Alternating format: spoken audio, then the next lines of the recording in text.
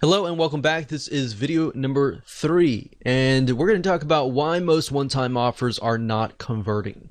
And the reason why is this will help you pinpoint the weaknesses, and that will help you create better one-time offers.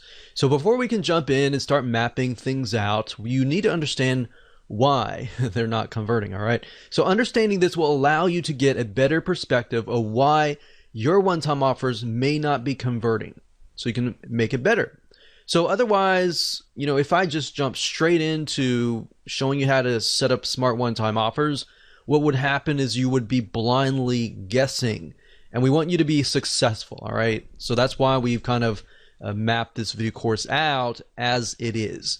So most one-time offers don't convert simply because they are unrelated to the front-end offer. And now, while that does seem like a no-brainer, that's a very, very common mistake. And that's fine. If that's totally fine, because now you can improve it.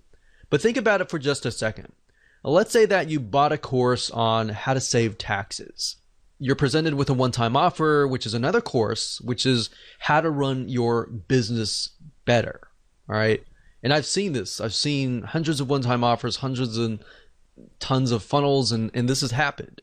And yes, while they are related, and you might have some folks buy into it because they are related, they do run a business, and most of the time business related taxes. If it's personal taxes, obviously it's not related, but if it's business taxes, then yes, it is related. And they might buy into that. You might get one or two or a few people, or even sometimes you might even get like 5% buy it.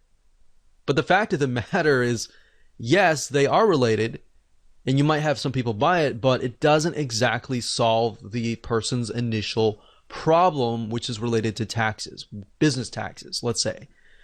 So a lot of times when people build funnels, they start with lead magnet first, then they build the front end offer, and then they build the one-time offer.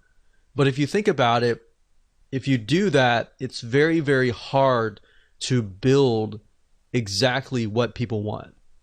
You're going to have to do it backwards, and I'll show you in just a minute. So this is wrong, and I'll show you why in this mind map. Okay, so I'm in Lucidchart right now, and a typical or traditional funnel looks like this, or it's built like this.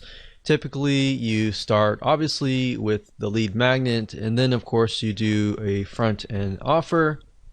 And a lot of times, if you think about it, let's just do a lead magnet for the sake of the whole funnel. Of course, you're going to have several different lead magnets because you're trying to build your list. A lead magnet, if you aren't aware of what it is, it's just a freebie that you're giving away for free in exchange for somebody's email address. So the goal of this is to build a list of people who eventually want your funnel, right? Now, a lot of times people will just think, okay, what's a good lead magnet that I have? Or what can I put together? And they'll just slap it together. And the next thing is they'll put together a front end offer. And they're thinking, okay, this is a really good front end offer that I can put together. And the next thing they'll do is they'll think, okay, what kind of one-time offer can I put together? And a lot of times they won't even think about it. They'll just say, okay, I've got this thing, right? And then they're thinking, okay, maybe I gotta put another one-time offer number 2. That's just a good offer, right?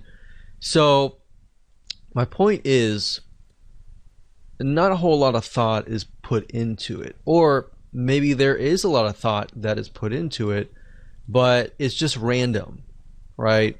So the majority of one-time offers and the whole funnel is usually created this way.